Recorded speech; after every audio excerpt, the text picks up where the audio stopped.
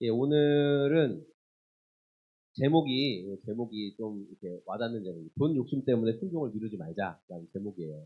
지지난주 됐는데 우리가 어린이주일과 어버이주일에는 마태복음 강해를 안 했고 오늘 이제 돌아왔죠. 부자 청년 이야기. 근데 제가 이제 돈에 대한 그 재밌는 이야기가 있어서 한번 제가 읽어봤는데 이런 거예요. 그러니까 또 유명한 목사님이 돈에 대해서 이제 설교를 하는 거예요. 성도의 물질 이런 거 되게 중요하잖아요. 네, 설교를 시작했어요. 근데 그 교회에는 그 모든 성도들이 다 인정할 만큼 큰 돈을 가진 성도가 있었어요. 그러니까 부자가 있었어요. 근데 목사님이 이제 돈에 대해서 설교를 하니까 그건 내 얘기구만. 그럼 이제 귀 기울여서 이제 딱 들었던 거죠. 목사님이 잠언 말씀을 통해서 이제 돈에 대해서 이야기했어요. 잠언에 이제 10장 22절에 이런 말씀이 나오는데 여호와께서 주시는 복은 사람을 부하게 하고 근심을 겸하여 주시지 않는다. 이거 얼마나 좋은 말이에요. 그러니까 이 부자가 고개를 한쪽쪽 돌려보면서 얼마나 좋은 말이냐. 하나님이 나에게 이렇게 돈을 주셨는데 근심도 안 주시고 이 돈이 너무 많다네. 너무 좋다. 잘 들어라 이 말씀. 너네도 부자 되라 잘 듣고. 근데 이렇게 고개를 끄덕끄덕 했어요. 목사님이 이제 이어서 설명하셨어요. 첫째, 여러분 오늘 말씀을 통해 기억하십시오. 첫째, 돈을 모아야 합니다. 그러니까 이 말을 들으니까 부자가 내가 나처럼 돈 모으려지 않냐. 말씀이 얼마나 좋냐. 고개를 끄덕끄덕 하는 거예요. 두 번째, 돈을 남용하지 말고 저축하는 마음을 가지십시오. 그랬더니 아멘 아멘 하면서 내 얘기다 내 얘기. 내가 돈을 얼마나 아껴 쓰고 잘 모으냐. 아멘 아멘 했어요. 그런데 이제 마지막으로 목사님 세 번째, 돈은 하나님께서 맡기신 것입니다. 그래서 하나님의 뜻대로 사용해야 합니다. 그랬더니 이 부자가 이 설교는 잘못했어! 이러면서 다리를 박차고 나갔다고 하는 우스갯 이야기를 들었습니다. 저는 이 부자의 이야기를 보면서 어떤 말씀이 생각나면 우리가 디모데전서 말씀 있잖아요.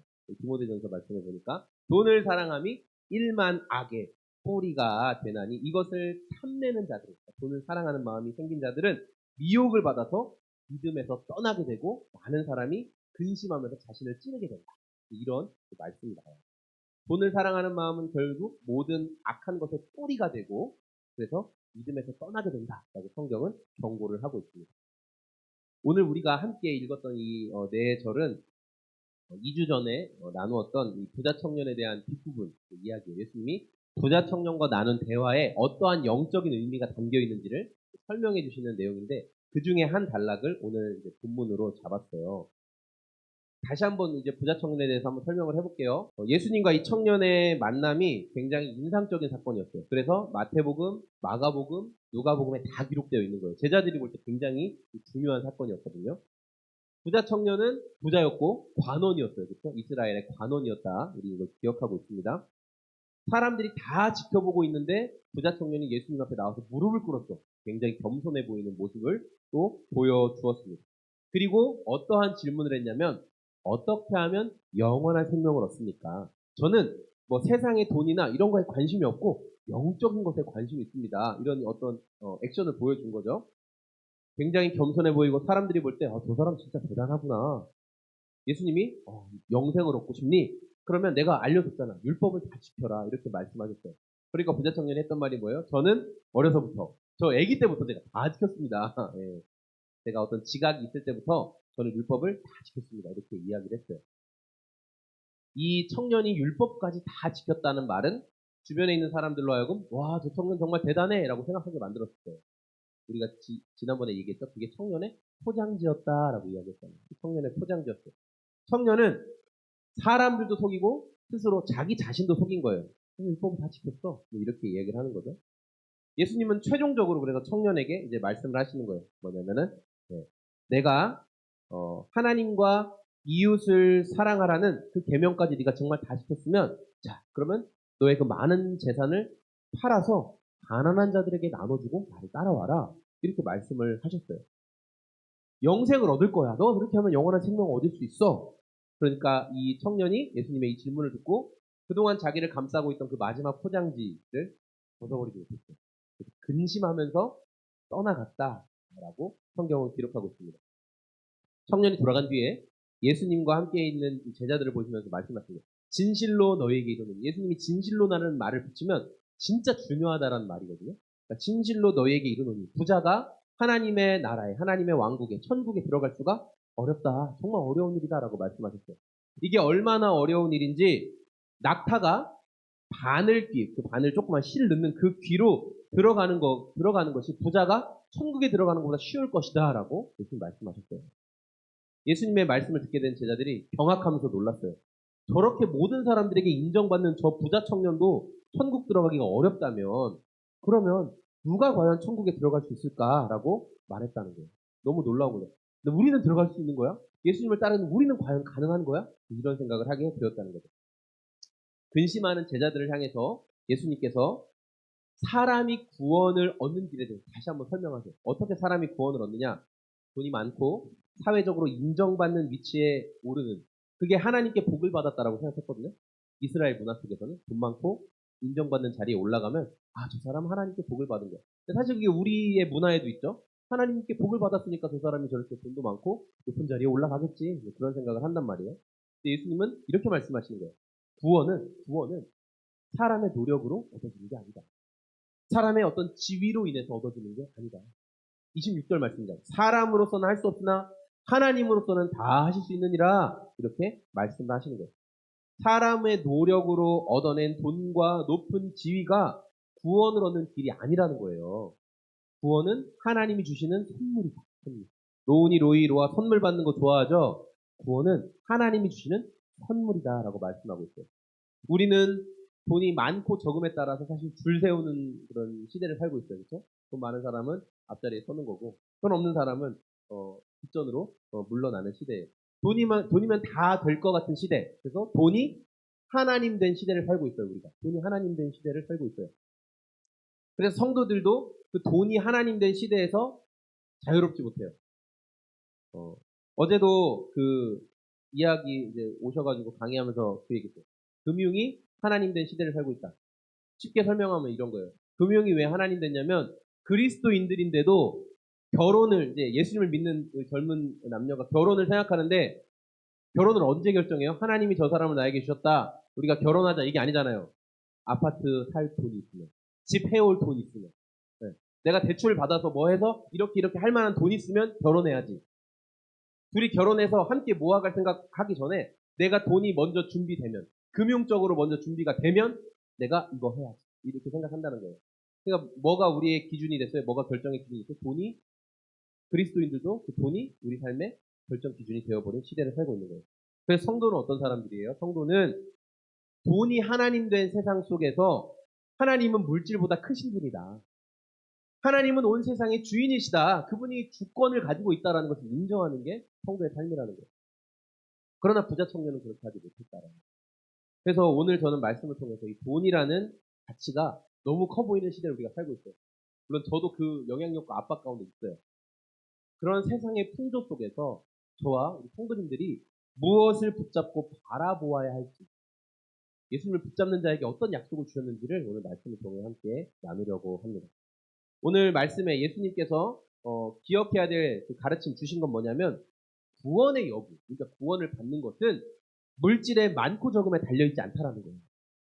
우리 23절 말씀 같이 한번 읽어보겠습니다. 23절 시작. 예수께서 제자들에게 이르시되 내가 진실로 너희에게 이르노니 부자는 천국에 들어가기가 어려우니라. 아멘.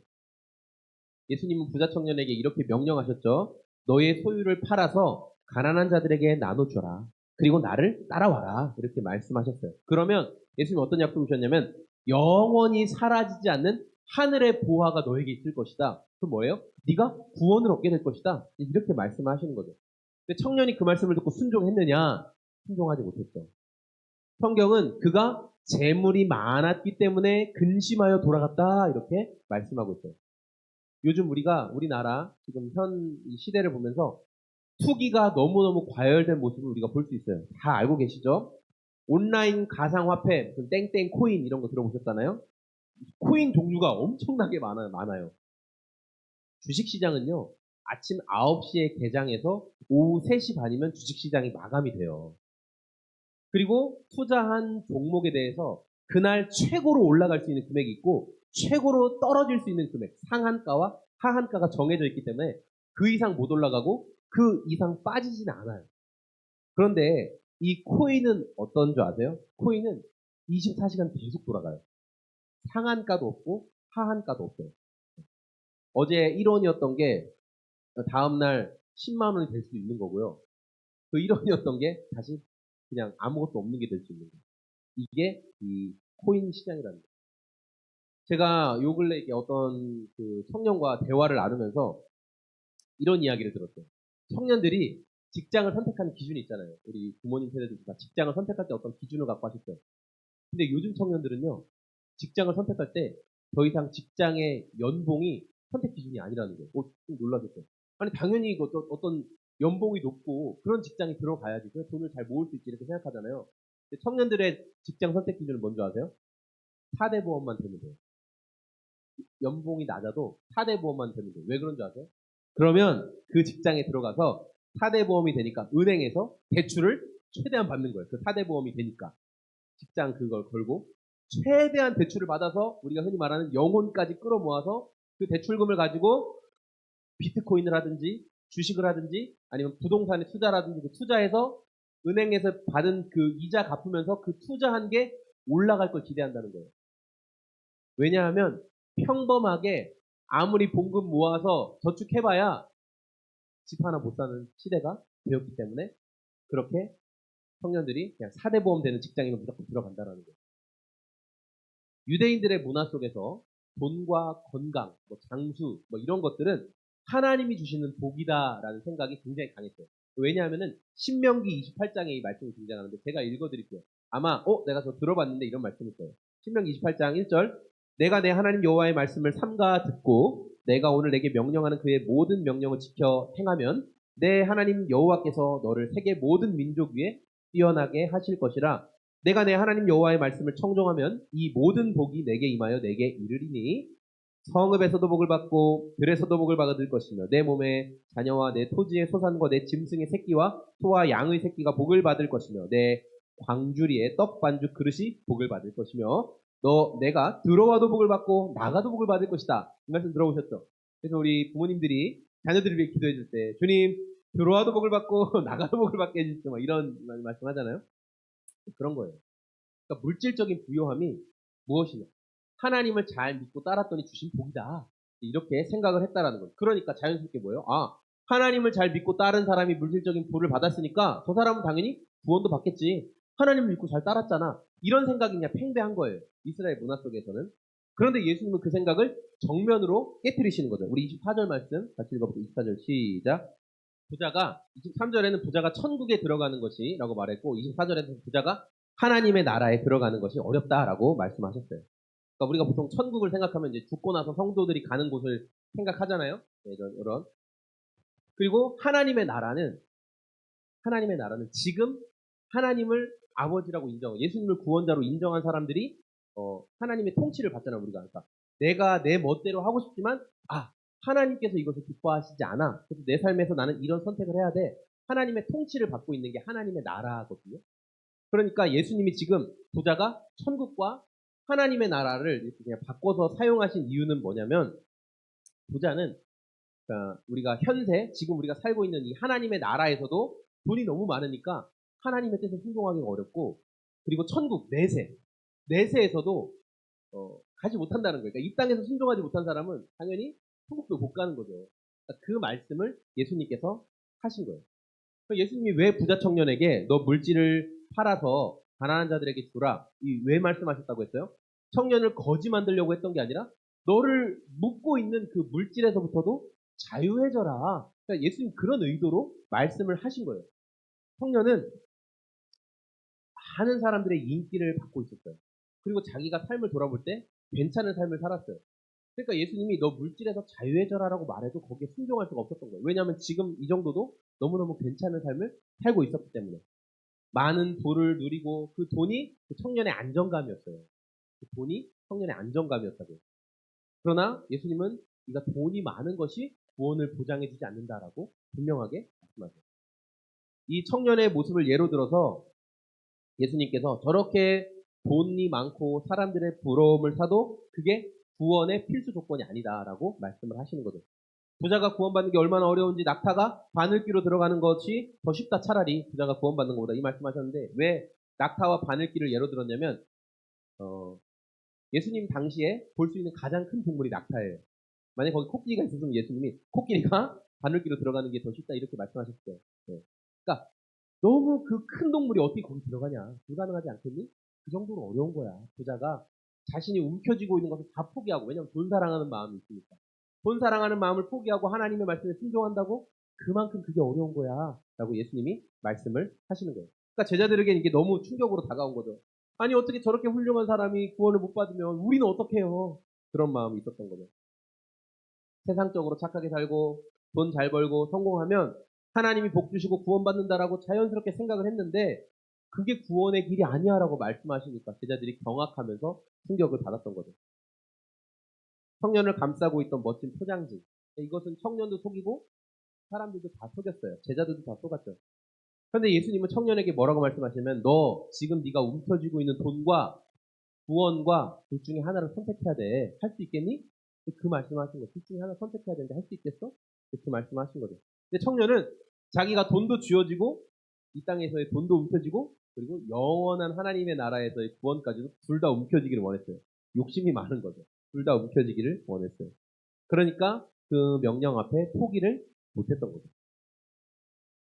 청년이 손에 쥐고 있는 물질을 포기했다면, 그러니까 거기에서부터 자유해졌다면 영원히 없어지지 않는 하나님 나라, 하늘나라의 보화를 선물로 받을 수 있었을 거예요. 물질을 가난한 사람들에게 나눠줘라. 네가 갖고 있는 것을 나눠줘라. 이 말씀은 그를 거지로 만드는 게 아니라 자유케 하시기 위한 거라고 얘기했잖아요. 하지만 청년은 그 의미를 이해를 못했던 거죠. 부자 청년은 그래서 물질에서부터 자유해지지 못했어요. 그에게 돈을 사랑하는 마음이 구원을 얻는 것보다 더 우선됐기 때문에 말로는 구원을 얻고 싶다고 했어요. 근데 실제로는 어떻게 드러난 거예요? 돈을 포기를 못한 거예요. 돈 사랑하는 마음 포기를 못했던 거예요. 가지면 가질수록 사실 더 갖고 싶은 게 우리의 죄, 우리의 욕심이기 때문에 그래요. 소유가 많은 것이 하나님의 복이라고 생각했던 그 상황 속에서 예수님은 그건 잘못된 생각이다라고 말씀하신 거죠. 만약에 돈이 많은 것이 정말 하나님의 복이다, 예수님이 인정하는 하나님의 복이다라고 했다면 부정한 방법으로 돈을 많이 모았던 세리장 삭개오라는 사람이 있죠. 네. 그러면 이 사람도 돈이 많으니까 당연히 구원은 따놓은 당상일 거 아니에요. 그런데 이 삭개오와 이 부자 청년이 예수님을 만난 뒤에 서로 다른 인생을 살게 됐죠. 어떤 인생이었어요? 부자 청년은 예수님을 만났지만 재물을 포기하지 못해서 근심하고 돌아갔어요. 그러나 사람들로부터 돈은 많지만 손가락질 받고 더 악한 인간, 더 부정 축제하는 인간 이렇게 이야기를 듣던 삭개오는 예수님을 만나고 스스로 이렇게 말하죠. 예수님, 제가 지금 갖고 있는 돈을 가난한 사람들에게 나눠줄 겁니다. 그리고 혹시 제가 거짓으로 빼앗은 돈이 있으면 제가 4배나 다 갚아주겠습니다. 그렇게 이야기를 하잖아요. 돈을 모으는 것에 초점이 있었던 건 부자 청년이나 삭개오나 똑같았어요. 근데 예수님을 만나고 났더니 삭개오는 돈을 모으는 것이 우선순위가 아니라 예수님이 기뻐하시는 일을 하는 게 우선순위가 된 거예요. 우선순위가 바뀌었어요. 돈을 모으느라고 오늘 내 옆에 계신 예수님을 삭개오는 무시하지 않았어요. 그러나 부자 청년은 돈을 모으느라고 오늘 내 앞에 계신 예수님을 무시했어요. 돈이 더 중요했으니까. 그래서 예수님은 삭개오의 고백을 듣고는 하신 말씀이 너도 아브라함의 자손이야. 오늘 너에게 구원이 임했어. 이 집에 구원이 임했어. 이렇게 말씀하셨고 부자 청년은 근심하며 돌아간 거예요. 돈 사랑하는 마음 포기하지 못했어요. 오늘 말씀을 정리할 건데요. 부자이면서 이스라엘의 관원이었던 청년은 예수님의 말씀을 듣고 근심하면서 돌아가요. 그는 율법도 잘 지키고 사람들에게 인정도 받는 사람이었어요. 그러나 돈 사랑하는 마음에서 자유하지는 못했어요. 청년은 많은 돈과 영원한 생명, 구원까지도 함께 움켜쥐기를 원했어요. 그래서 예수님은 청년에게 돈 사랑하는 마음에서 자유해질 수 있는 방법을 알려주셨죠. 하지만 청년은 그 말씀에 순종하지 못하고 근심이 가득한 상태로 돌아갔어요. 부자가 하나님의 축복을 받았고 구원도 얻게 된다는 그 이스라엘 사람들의 그 생각을 깨뜨리신 거죠. 그러니까 제자들도 큰 충격을 받은 거예요. 가난해지고 싶은 사람은 아마 아무도 없을 겁니다. 다 우리는 풍족해지기를 원하죠. 이 마음은 잘못된 마음이 아니에요. 우리가 좀 더 나은 삶을 살기를 원하고 좀 더 물질적인 풍요함을 누리길 원하는 것은 절대 잘못된 게 아니에요. 하나님은 우리에게 준 여러 가지 능력을 사용해서 우리의 삶이 더 나아지고 풍요해지는 것을 원하고 기뻐하시는 분이에요. 우리가 일하고 받는 정당한 보수를 기뻐하시는 분이 하나님이세요. 그런데 우리가 여기서 구별해야 될 게 뭐냐면은 우리가 더 풍족한 물질을 가지면 하나님을 더 잘 섬길 수 있을 거야. 내가 돈이 더 많아지면 내 신앙이 더 좋아질 거야 라는 것은 거짓말이라는 거야. 그건 거짓말이야. 물질을 더 많이 갖기 위해서 노력하다 보면 자연스럽게 피할 수가 없어요. 돈 사랑하는 마음이 그 마음 가운데 생기게 돼요. 안 사랑하는데 어떻게 자꾸 생각하고 어떻게 더 잘하려고 생각을 해요. 그렇죠? 돈 사랑하는 마음이 생각이 되는 거예요. 돈을 사랑하는 마음이 커지면 어떻게 될까요? 거기에 묶이고 자유롭지 못하게 되는 거예요. 부자 청년이 정말 나는 구원받기를 원합니다. 나는 정말 예수님의 뜻을 따르길 원합니다라는 게 맞았다면 자신의 물질을 버리고 영원한 생명을 얻는 선택을 했을 거예요. 하지만 돈 사랑하는 마음을 포기하지 못했기 때문에 결국 예수님의 제자가 되는 기회를 놓쳤죠. 주님은 내가 붙들고 있는 것들을 오히려 놓아버릴 때 하나님이 일하시는 걸 경험할 수 있다라고 말씀하신 거예요. 또 제가 얼마 전에 만났던 이 한 사람이 자기가 소액 조그만 돈으로 그 코인을 한번 해본 거예요. 사람들이 또 코인 난리를 하니까 코인을 해봤대요. 근데 자신의 어떤 모습을 발견하면 자기가 해야 될 일들이 있는데 계속 핸드폰만 보고 있다는 거예요. 내리고 오르고 내리고 워낙 빠르니까 거기에 묶여가지고 계속 그것만 보고 있었다는 거예요. 코인 투자라는 것에 묶여버린 거죠. 예수님을 사랑하는 사람이에요. 예수님 위해 살겠다고 한 사람이에요. 그런데 그 코인 투자에 얼마 했더니 거기에 마음이 묶여버렸다라는 거죠. 우리에게 돈이 더 넉넉하게 주어지면 그러니까 지금보다 좀 더 안정적으로 살 수 있으면 그러면 우리가 여기에 이제 좋은 핑계를 대죠. 그러면 제가 더 안정적으로 예배하고 제가 더 안정적으로 봉사하고 교회에 더 헌신할 수 있지 않겠습니까? 돈이 많아지면 하나님 그래서 저에게 돈을 좀 많이 주십시오. 제가 돈을 더 잘 벌게 해주십시오. 우리가 이런 말을 해요. 이런 기도를 하기도 하죠. 그러나 예수님의 말씀을 통해서 우리가 돈이 많아야만 참으로 예배할 수 있는 게 아니다라는 것을 알 수 있어요. 그리고 또 반대로 가난해야만 구원받을 수 있다는 것도 아니에요. 돈이 많고 적으면 구원의 또 어떤 아무것도 아니에요. 오늘 내가 산 주식이 올라갈까? 와, 오늘 내가 투자한 저 집이 과연 신고가를 갱신할까? 내가 넣은 코인이 놀랍게 올라갈까? 이런 생각에 묶여서 오늘 내가 예수님께서 기뻐하시는 일에 집중하고 오늘 내가 예수님 예배할 수 있는 오늘 내가 성도로 살아가는 일을 뒤로 미루고 있다면 우리는 정직하게 돌이켜보고 회개해야 돼. 아, 내가 지금 예수님께 묶여 있는 게 아니라 오직 주의 사랑에 매여 있는 게 아니라 오직 내가 주식에 오직 내가 투자에 오직 내가 코인에 묶여 있구나. 내가 돈에 묶여 있구나. 금융에 묶여 있구나. 회개해야 하는 거예요. 돈을 사랑하는 마음을 가진 부자가 구원받는 게 얼마나 어려운지 우리가 말씀을 통해 살펴봤어요. 정말 어려운 일이에요.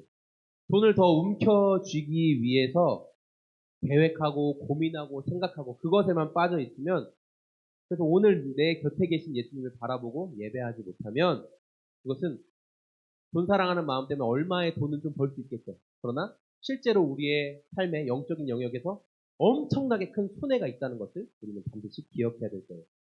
물질을 많이 소유함으로 인해서 안정감을 누리는 그런 삶이라기보다는 돈의 많고 적음을 초월해 버리는 거예요. 많고 적음을 초월해서 자족하는 마음. 우리가 항상 자족하는 마음에 대해서 이야기하잖아요. 자족하는 마음으로 살아갈 수 있는 저와 성도님들이 되었으면 좋겠습니다. 자족함 속에서 오늘 예수님과 동행하는 소금 제작소의 모든 성도님들이 다 되시기를 소망합니다. 아멘.